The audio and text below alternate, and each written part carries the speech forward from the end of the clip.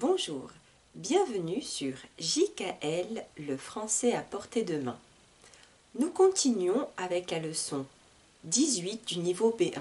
Je vous avais promis que j'allais vous proposer une production écrite sur l'expression de la cause et de la conséquence. C'est ce que j'ai fait. J'ai commencé à écrire le texte au tableau. Celui-ci sera écrit en plusieurs fois. Regardons ensemble ce que je vous ai écrit. Donc ici, j'ai raconté l'histoire d'une personne, l'histoire de Mohamed. Regardons ensemble son histoire. Mohamed est un réfugié érythréen âgé de 23 ans. Il est arrivé en France en 2019 et a rapidement obtenu le statut de réfugié parce qu'il était chrétien. Il faut savoir que c'est difficile pour les chrétiens de vivre en Érythrée. Quand Mohamed est arrivé en France, il a été pris en charge par l'OFII, car il était demandeur d'asile. Dès qu'il a obtenu son statut, Mohamed a commencé les cours de français financés par l'OFII, puisqu'il ne connaissait pas la langue. À ce moment, Mohamed était encore hébergé, mais il devait trouver rapidement une solution car sa prise en charge allait bientôt se terminer. Nous découvrirons la suite de cette histoire. Donc la situation de Mohamed. On a bien compris quelques informations importantes. Il habite en France déjà, il a le statut de réfugié, il a 23 ans et par contre Mohamed rencontre quelques difficultés. Nous allons voir quelles sont ces difficultés dans la suite du texte. Regardons un petit peu ici les informations. Nous allons repérer déjà les expressions qui expriment peut-être soit la cause ou la conséquence. Je reprends mon texte et je vais déjà identifier ici parce que. Donc là, la cause, pourquoi Mohamed a obtenu le statut de réfugié, donc le titre de séjour de 10 ans. Quelle est la cause? C'est sa foi chrétienne. Donc parce qu'il est chrétien, il a obtenu le statut, il ne pouvait pas retourner dans son pays. Donc voici déjà une première expression de la cause. Ensuite, deuxième chose, car.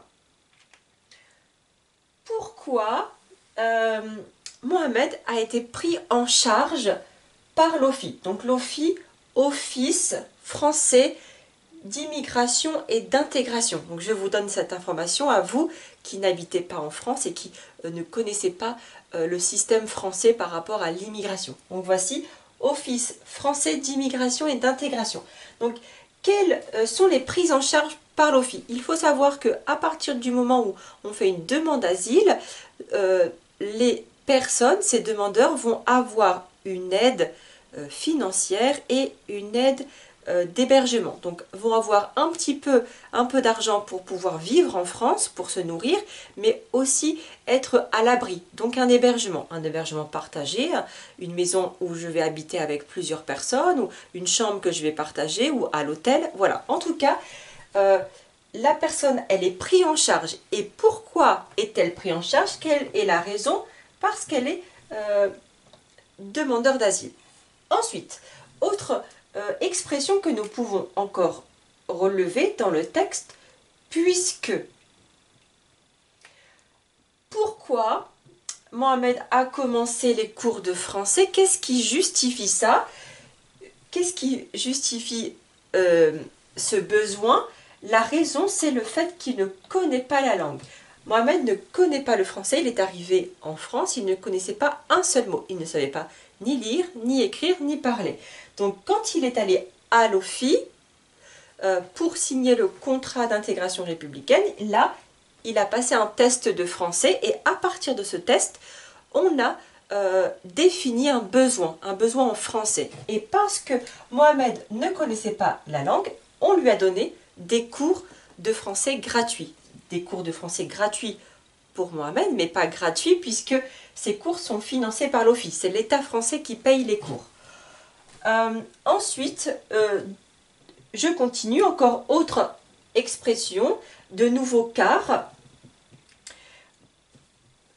Pourquoi Mohamed devait rapidement trouver une solution. Donc, je vous avais dit, Mohamed était pris en charge par l'office, c'est-à-dire qu'il avait un hébergement, il était dans un appartement qu'il partageait avec d'autres demandeurs d'asile, mais à partir du moment où la personne a reçu son statut ou pas, en fait, à partir du moment où elle a une réponse de l'OFPRA, positive ou négative, il y a une conséquence.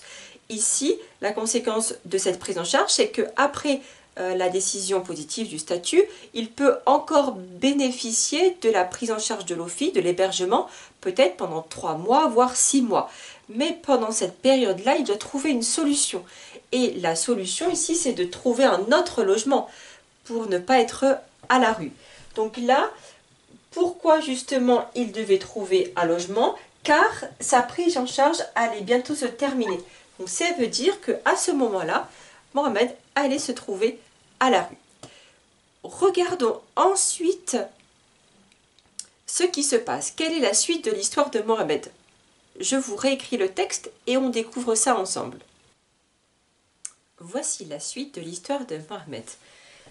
Comme Mohamed n'avait que 23 ans, il ne pouvait pas bénéficier du RSA. Il n'avait donc aucun revenu. À cause de son âge, Mohamed n'avait pas beaucoup de solutions. Il était en France avec un titre de séjour de 10 ans, mais sans famille, sans argent, sans logement. Il n'avait pas de logement car il n'avait pas de travail, et n'avait pas de travail car il ne parlait pas français. Même si Mohamed était à présent à la rue et qu'il dormait dans les parcs ou à la gare, il s'est motivé pour apprendre rapidement le français. Nous allons de nouveau dans cette partie de texte identifier, relever les expressions qui expriment soit la cause et la conséquence. Regardons ensemble. Je vais reprendre ici, donc, conséquence. Quel est le problème? Comme Mohamed n'a que 23 ans, ici, on a un souci. En fait, l'âge, la tranche d'âge, l'âge de la personne va être très important sur le droit ou non de bénéficier d'une aide. Dans cette situation-là, je vous mets l'exemple du RSA, Revenu de solidarité active. C'est une aide, une somme d'argent, un revenu, comme le nom l'indique, qui va permettre d'aider des personnes qui ont plus que 25 ans à trouver un emploi. En fait, pouvoir aider ces personnes à vivre au quotidien en attendant de trouver un travail, un emploi. Dans la situation-là, comme je vous l'ai dit, c'est à partir de 25 ans. Ici, Mohamed n'a que 23 ans, de ce fait, il ne peut pas bénéficier de ce revenu. Donc, à cause de son âge, il n'a donc aucun revenu. Conséquence de son âge, c'est qu'il n'a pas de ressources, pas d'argent pour vivre. Donc, à cause de son âge, justement, je reprends ici la cause, Mohamed n'avait pas beaucoup de solutions. Situation, ces problèmes, donc pourtant on pourrait dire avec un titre de séjour, ça y est, c'est fait. Et bien non, justement, ce n'est pas parce qu'on a enfin une réponse positive de l'OFPRA que ça y est, tout va être parfait. Au contraire, il va falloir encore être très courageux, très persévérant, comme dans le cas de Mohamed. Donc Mohamed, il a sa situation, très bien, il a un titre de séjour. Il a une carte de résident de 10 ans. Mais le problème, c'est qu'il n'a pas d'argent, pas de logement. Ici, pourquoi? On a une information. Il n'avait pas de logement. Pourquoi? Quelle est la raison? Car il n'avait pas de travail. Et pourquoi il n'avait pas de travail? Car il ne parlait pas français. Donc là, on a deux causes, deux explications qui justifient ces deux problèmes. Ensuite, on continue dans le texte où je n'ai pas d'expression ni de cause ni de conséquence. Ici, dans ce texte-là, nous avons donc comme à cause de, car qui permet d'exprimer la cause et donc qui permet d'exprimer la conséquence. Je continue avec la suite du texte. Je vous écris la suite et nous allons ensemble à nouveau découvrir les expressions. Voici la fin de notre texte. Grâce à sa motivation, Mohamed a réussi à atteindre le niveau A2 oral en quelques mois. Ainsi, il a pu postuler à des offres d'emploi et à passer des entretiens. Mohamed a commencé à travailler en intérim et comme son patron était content de lui, il lui a proposé de signer un CDI. Mohamed avait vu un studio à louer pas très loin de son travail. C'est la raison pour laquelle il est allé dans une agence immobilière pour déposer un dossier. Puisque la situation de Mohamed était devenue stable, il a été retenu et a enfin trouvé un logement. Conclusion, Mohamed a un travail et un logement. Nous allons ici identifier, repérer justement ces expressions que nous avons vues dans les leçons précédentes qui permettent d'exprimer soit la cause ou la conséquence. Regardons tout de suite au démarrage. Grâce à sa motivation, donc Mohamed a réussi à atteindre le niveau A2 oral en quelques mois. Comment ça se fait? Comment c'est possible? Qu'est-ce qui a permis ça? C'est sa motivation. La cause de ce résultat, c'est sa motivation. Ici, cause positive, donc grâce à. Ainsi, il a pu postuler à des offres d'emploi et à passer des entretiens. Ainsi, qu'est-ce qui a permis, qu'est-ce qui a donné cette possibilité à Mohamed de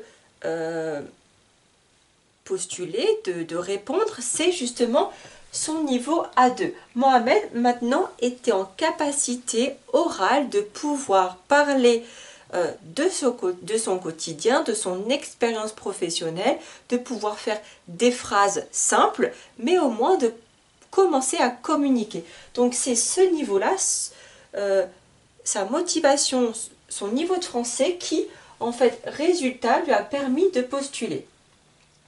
Ensuite, que s'est-il passé? Comme son patron était content de lui, il lui a proposé de signer un CDI. Mohamed travaille en intérim. Il faut savoir que les missions d'intérim, c'est un travail temporaire. C'est très bien quand on arrive en France pour avoir de l'expérience professionnelle en France. C'est un démarrage avant de signer un autre type de contrat, mais en tout cas, le démarrage par l'intérim est très bien. Moi, je l'encourage.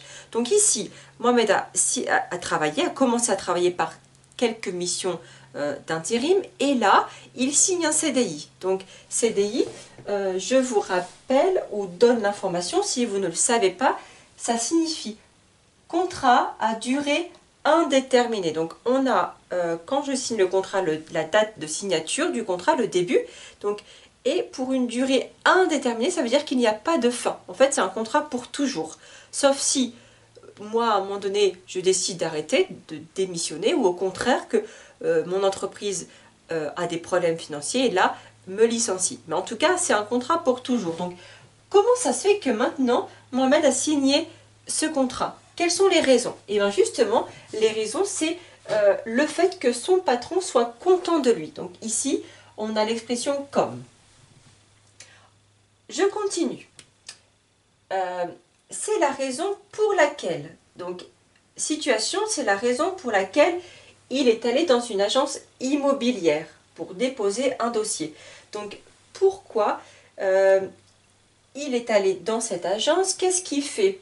Le résultat, c'est le fait qu'avant, il a repéré tout près de chez lui, tout près d'où il travaille quotidiennement, un studio. Peut-être il a vu une affiche, un panneau, je ne sais pas, mais en tout cas, il a vu que le studio était disponible.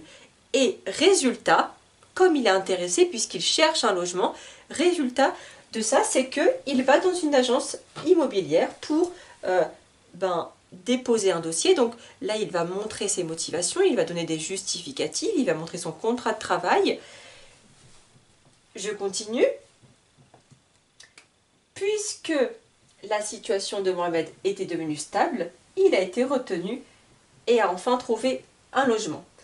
Il a été retenu pourquoi? Pourquoi est-ce que son dossier a été accepté en agence? C'est le fait que maintenant sa situation financière est stable. Il a maintenant des revenus, contrairement à avant. Donc là, la raison qui est ici introduite par puisque. Je vais après ça vous donner de petites informations concernant le vocabulaire, où je dis OFI, RSA, CDI, juste très important pour vous, pour que vous puissiez noter et retenir. Donc voici un texte sur le parcours de Mohamed. Je voulais vous proposer un texte dans lequel j'ai certaines expressions de la cause et d'autres de conséquences. Maintenant, c'est à vous d'écrire. Je vais vous proposer un sujet et si vous êtes d'accord, de me l'envoyer par mail, s'il vous plaît, parce que dans les commentaires de YouTube, c'est un peu compliqué pour moi de le corriger. Merci beaucoup et je vous donne tout de suite le sujet.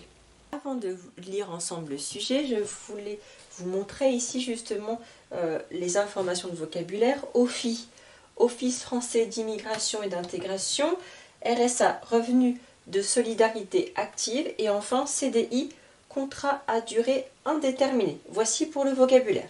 Maintenant, passons au sujet. Info Migrant partage sur son site des témoignages. Vous venez de vous installer en France et un journaliste vous contacte. Vous racontez votre histoire. Vous parlez de votre parcours, de votre installation et vous donnez vos impressions de votre nouvelle vie.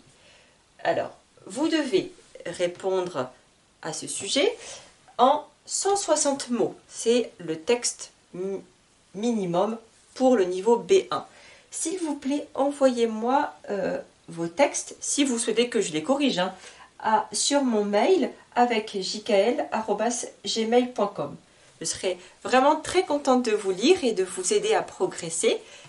En tout cas, n'hésitez pas à mettre des commentaires si vous avez aimé la vidéo. Je vous dis à très bientôt. Prenez soin de vous. Au revoir.